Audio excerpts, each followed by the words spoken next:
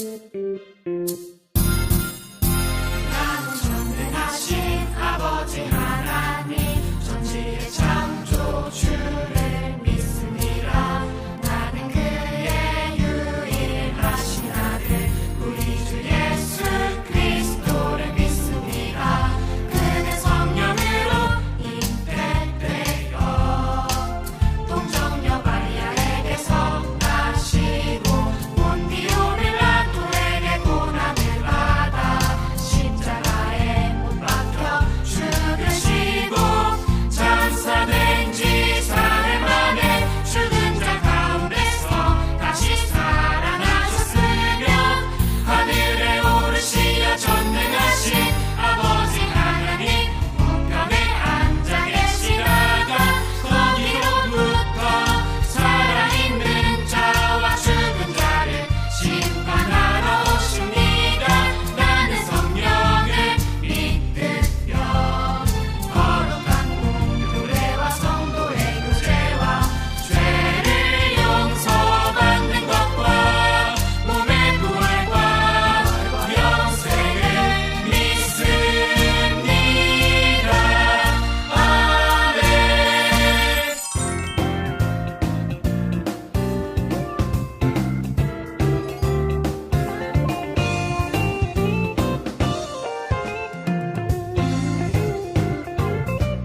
들어보았니 아주 오래된 주의 하나님의 사랑 이야기 금지된 나무 열매 먹고 죄에 빠진 자들에게 사랑이 오직 펴주시고 새 사람으로 변화시켜 주시니 들어보겠니 아주 오래된 너를 위한 사랑 이야기 박수 치며 노래하리라 내게 생명 주신 주님 내 삶을 변화시켜 주시네 주만 찬양합니다.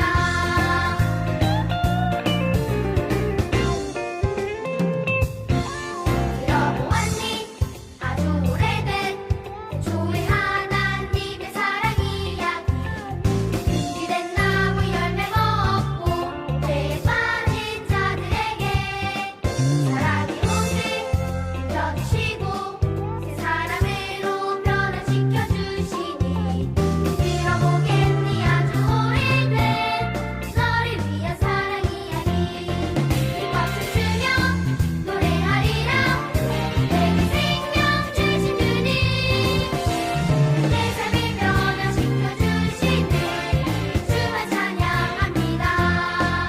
박수 치며 노래하리라 내게 생명 주신 주님 내 삶을 변화시켜 주시네 주만 찬양합니다.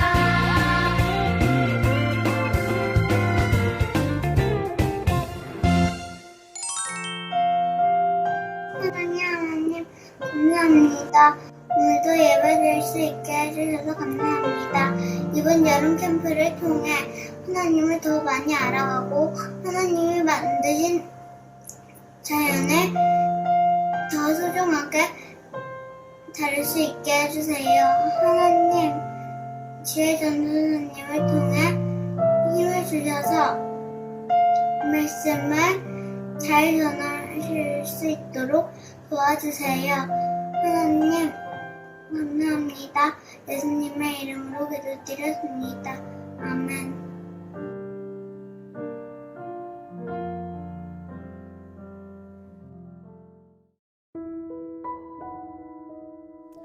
어린이 여러분 안녕하세요. 오늘도 함께 예배하는 여러분들을 주님의 이름으로 축복합니다. 지난 한 주 다 같이 돌자 동네 안바퀴 여름 캠프를 통해 우리 동네를 향한 예수님의 마음을 알아가는 한 주 보냈나요? 이번 한 주도 하나님께서 하실 일들을 기대하며 끝까지 화이팅입니다. 우리 오늘 말씀 요한복음 3장 16절을 큰 소리로 함께 읽어볼게요. 시작! 하나님이 세상을 이처럼 사랑하셔서 독생자를 주셨으니 누구든지 그를 믿으면 멸망하지 않고 영생을 얻을 것이다. 아멘. 야, 너무 더워. 윌리엄도 더워. 야, 왜 너만 덥냐? 아니 뭔 일이 있나? 아이고 벌써 지쳤어요. 아침인데. 아가야 너무 덥다. 이상한데 지금. 나 힘이 없어. 너무 더운데? 어린이 여러분, 영상 속 윌리엄과 벤틀리의 모습이 꼭 요즘 우리들의 모습 같지는 않나요? 올해도 어김없이 무더위가 지속되고 있습니다. 전도사님도 요즘 밤에 자다가 너무 더워서 한두 번씩 꼭 잠에서 깨고는 하는데요. 우리가 겪고 있는 이 폭염은 흔히 하는 말 그대로 살인 더위가 되어 인류의 생존을 위협하고 있습니다.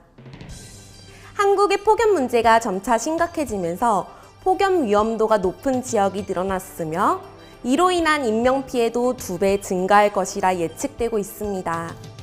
실제 역대급 더위로 기록된 지난 2018년 한 달이 넘도록 이어진 폭염으로 인해 48명이 사망했고 4,500명 이상의 온열 질환자가 발생했는데요. 올해는 그 3년 전의 악몽이 재현될지 모른다는 전망이 나오고 있습니다.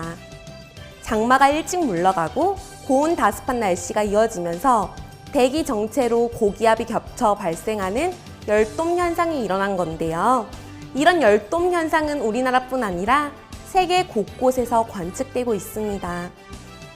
지난 6월 말부터 미국과 캐나다를 시작으로 세계 곳곳에는 폭염으로 인한 자연재해와 인명피해가 발생했습니다.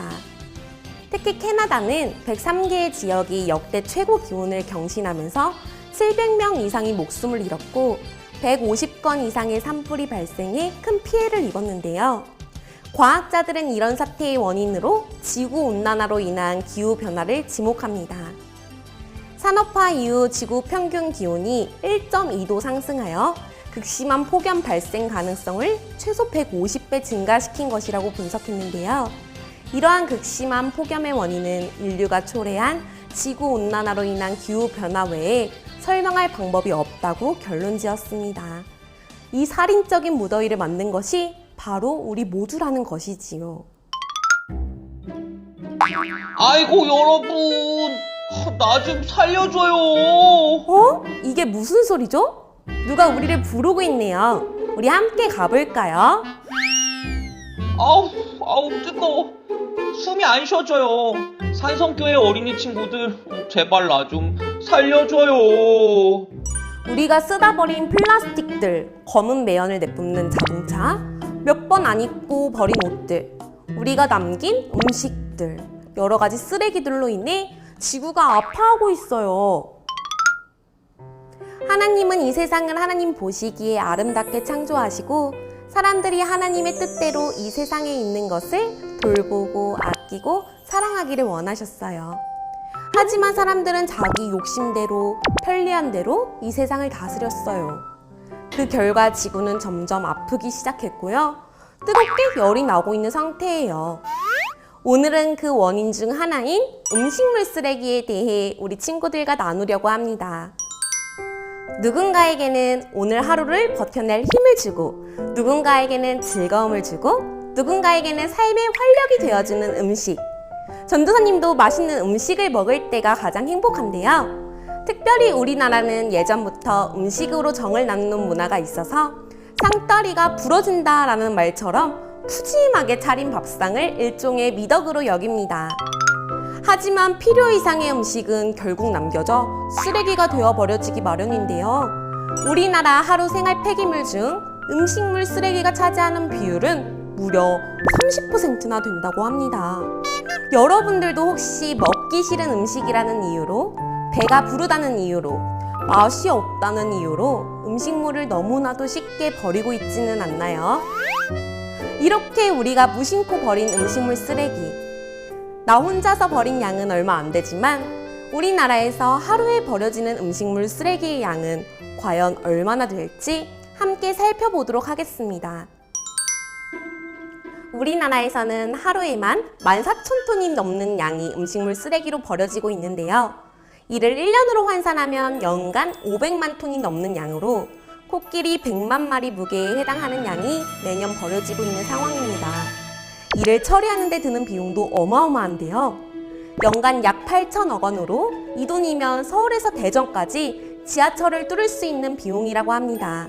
또한 우리가 먹는 음식의 7분의 1이 버려지고 있으며 이것을 돈으로 환산하면 1년에 무려 20조 원에 해당됩니다. 20조 원이 얼마인지 감이 잘 안 오죠? 예를 들어 한 달 용돈이 5만 원이라고 한다면 무려 3,300만 년치 용돈에 해당하는 엄청난 금액입니다. 그렇다면 이렇게 많은 양의 음식물 쓰레기는 과연 어떻게 처리되고 있을까요? 우리나라에서는 2005년부터 음식물 쓰레기를 땅에 묻는 것을 금지하고 있어 각 지자체에서 수거하여 전용 수거 차량에 의해 자원화 시설로 옮겨지게 됩니다. 이렇게 운반된 음식물 쓰레기는 첫 단계로 선별기에 들어가 비닐류와 뼈, 금속류 등 이물질 분류 과정을 거칩니다. 이물질 분리 작업이 끝난 음식물 쓰레기는 파쇄기로 옮겨져 잘게 부서진 다음에 압축기를 이용해 물기를 짜냅니다. 이 과정에서 대량의 은폐수가 발생하는데요. 음식물 쓰레기의 대부분은 수분으로 은폐수가 70%, 찌꺼기가 30% 정도라고 합니다. 이러한 음식물 쓰레기는 발효를 통해 퇴비로 만들어지거나 멸균 또는 건조되어 가축의 사료로 만들어지기도 하며 은폐수를 활용해 바이오가스를 생산하기도 한다고 합니다.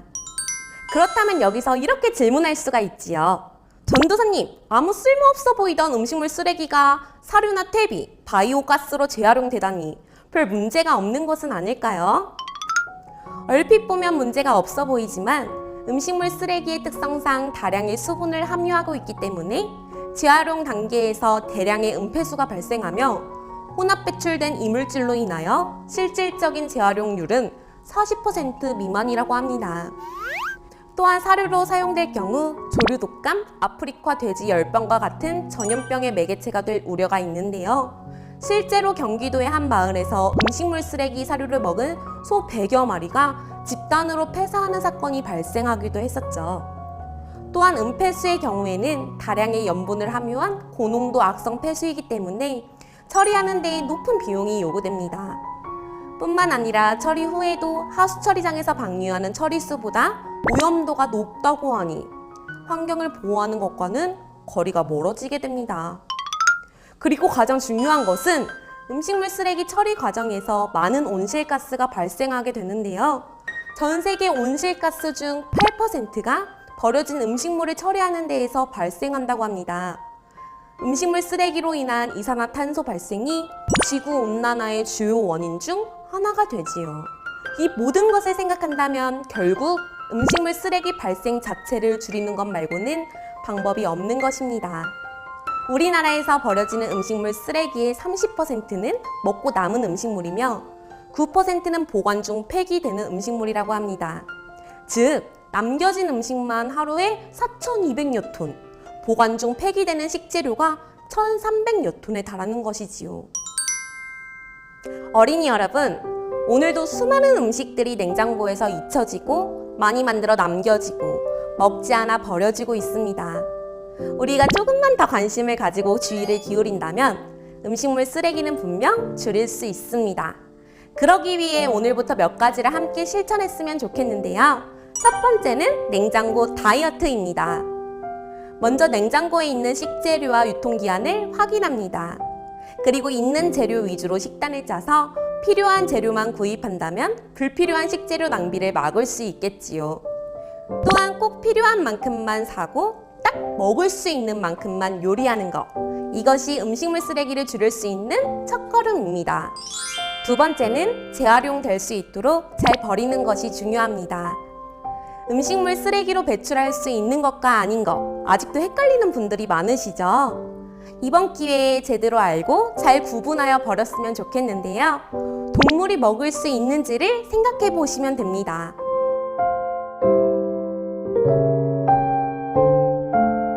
또한 버리기 전에는 미리 수분을 최대한 제거해서 부피를 줄이고 재활용이 가능할 수 있도록 음식물이 아닌 이물질은 확실히 제거합니다.